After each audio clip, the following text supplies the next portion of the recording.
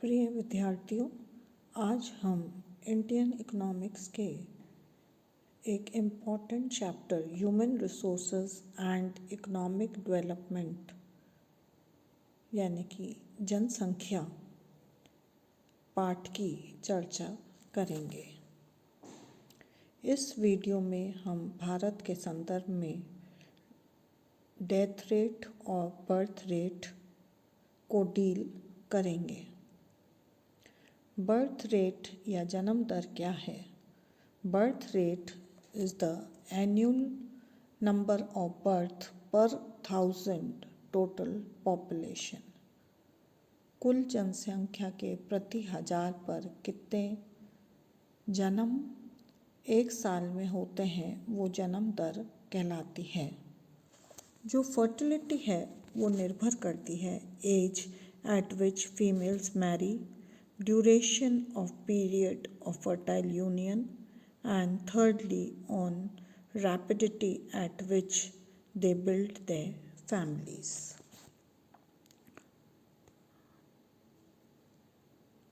जो भारत में स्थिति रही है वो 1921 में जो मीन एज ऑफ मैरिज थी वो बहुत ही कम थी, 13.7। यद्यपि वो बढ़कर 1961 में 15.8 और 2001 में 18.3 फीमेल्स की हुई और साथ ही साथ मेल्स की एज में भी वृद्धि हुई। मीन एज 20.7, 21.6 और 2001 में 22.6। किंतु तुलनात्मक रूप से और देशों के हमारी अपेक्षाकृत जो मीन एज ऑफ मैरिज थी वो कम थी। किंतु कई कारण रहे। जो शारदा एक्ट 1929 में पास हुआ जो कि चाइल्ड मैरिज रिस्ट्रेंट एक्ट था, उससे भी यह दृष्टिगोचर हुआ कि हमारे देश में जो मीन एज ऑफ मैरिज है उसमें वृद्धि हुई। साथ ही साथ सोशल अवेयरनेस और स्प्रेड ऑफ एजुकेशन और फैमिली प्लानिंग प्रोग्राम्स के प्रचार से भी यह जो मीन एज ऑफ मैरिज थी इसमें वृद्धि हुई। अब हम अगर फर्टिलिटी रेट्स देखें, ये स्पष्ट करती हैं कि सभी एज ग्रुप्स में 15 से 19, 20 से 24 और तुलनात्मक रूप से 1988 से 2011 में हम देखें तो सभी में फर्टिलिटी रेट्स में गिरावट आई है।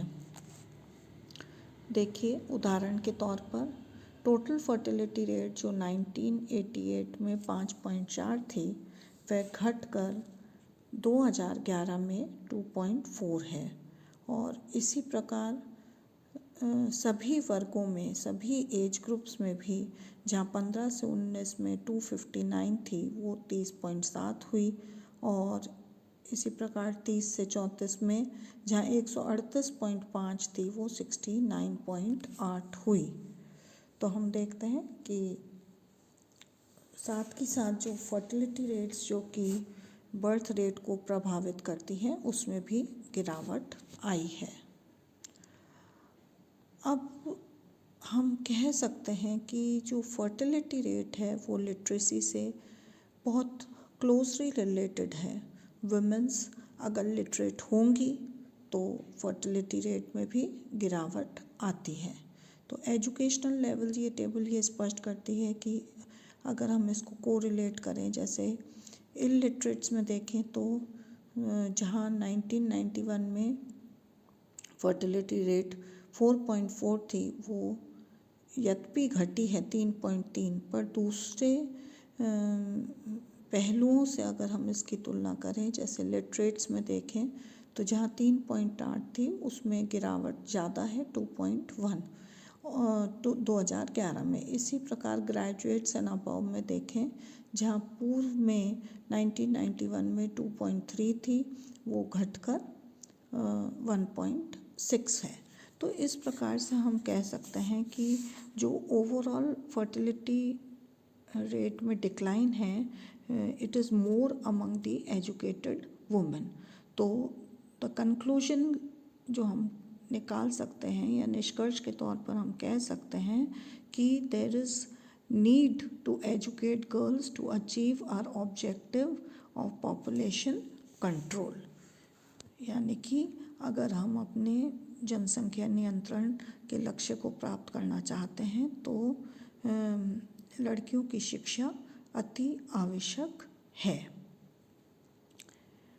अब अगली टेबल जो कि child population in the age group 0 से 6 में दर्शा रही है, हम देखते हैं कि जो इंडिया में लेवल है child population in the age group of 0 to 6 is 17.94 in 1991, which declined to 15.93 in 2001, and further it declined to 13.12 in 2011.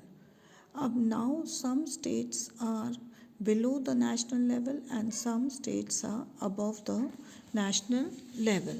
We see that the states which are below this national level are Kerala, Tamil Nadu, Andhra Pradesh, Karnataka, Gujarat, Maharashtra, while some which are above the national level are Haryana, Madhya Pradesh, Rajasthan, Bihar, Jharkhand, Uttar Pradesh and Meghalaya.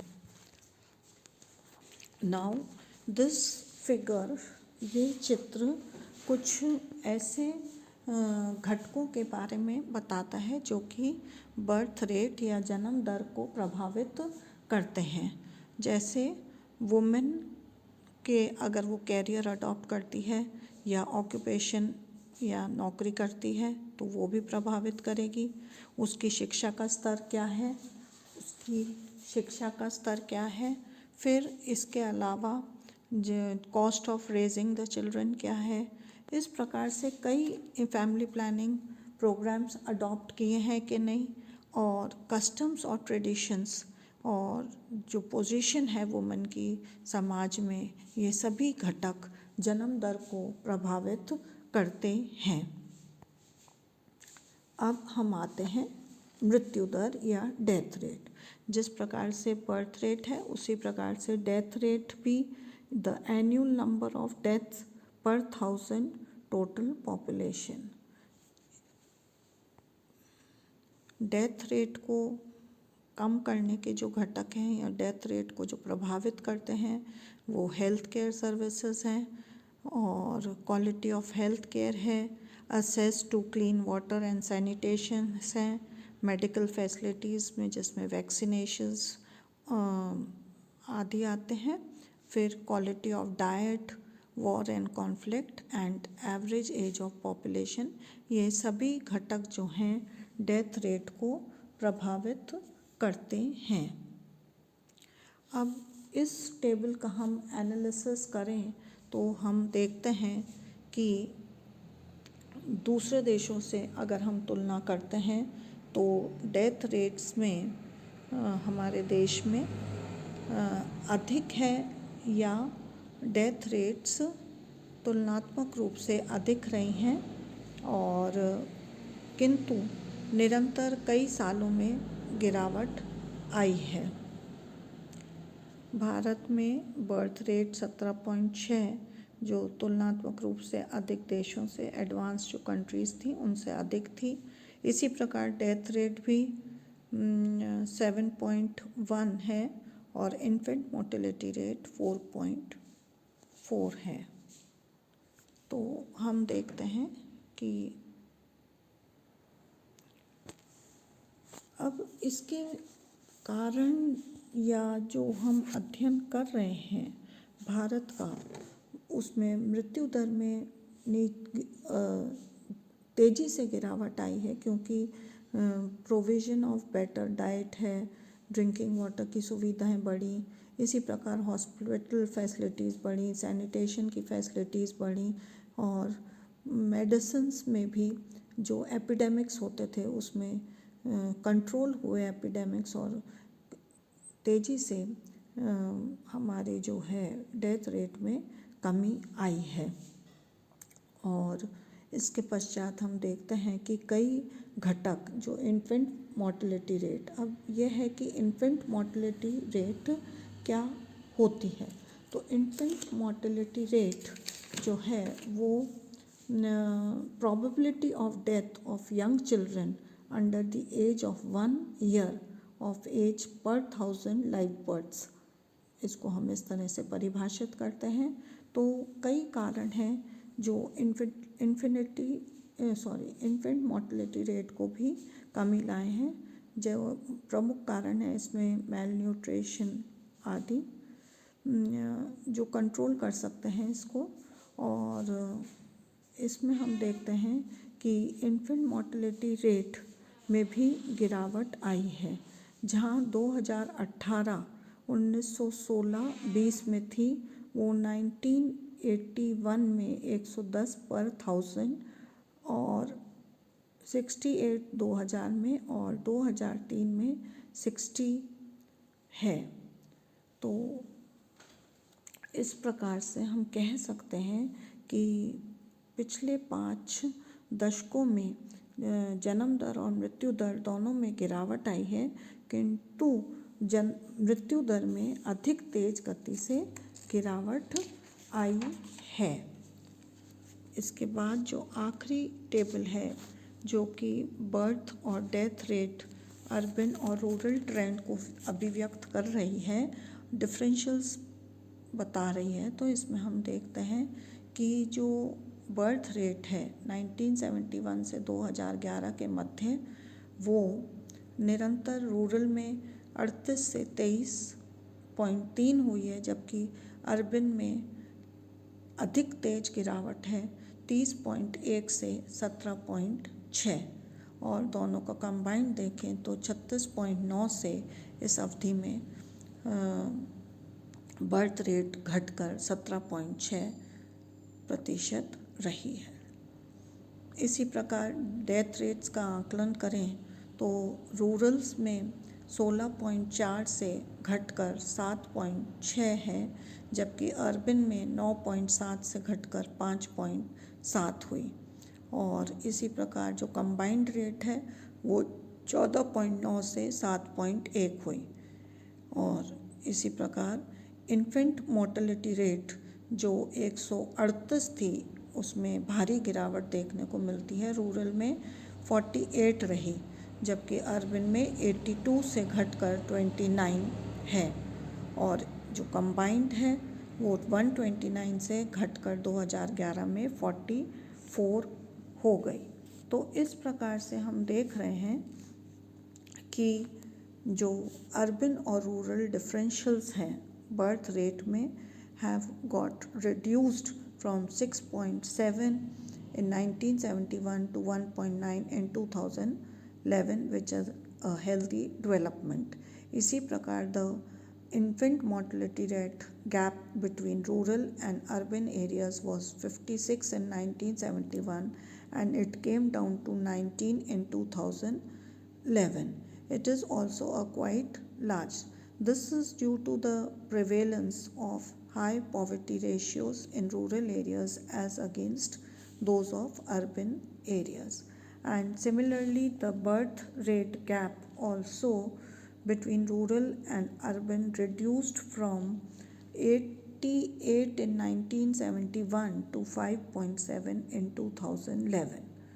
So obviously, family planning programs have to target the rural areas in much more effective manner so that birth rate in rural areas can be brought down at an accelerated pace.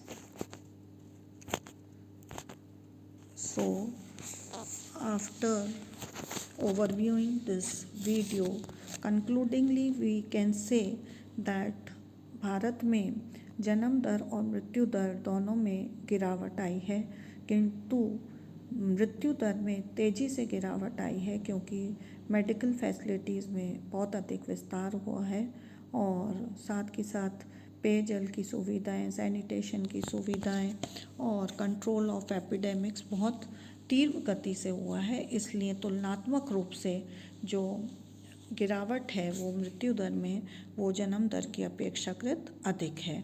इसके अतिरिक्त दूसरे तो इस प्रकार से जो भविष्य में पॉपुलेशन पॉलिसी में जो प्रमुख घटक अब रह जाता है वो है बर्थ रेट, और बर्थ रेट को कंट्रोल करने के लिए यह बहुत ही निष्कर्ष रूप से हम कह सकते हैं कि गर्ल्स की एजुकेशन बहुत ज़रूरी है, और adoption of family planning measures और सोशल अवेयरनेस तीनों ही प्रमुख घटक हैं जो कि हमारी जनसंख्या नीति को प्रभावित कर सकते हैं। और अगर हम तुलनात्मक रूप से रूरल और अर्बन की तुलना करते हैं, ग्रामीण और शहरी में, तो ग्रामीण क्षेत्रों में फैमिली प्लानिंग और प्रोग्राम्स को और तीव्र गति से लागू करना पड़ेगा, उनको अवेयर करना पड़ेगा इन प्रोग्राम से, जिससे कि हमारी जनसंख्या नीति अधिक प्रभावी हो सकती है। धन्यवाद।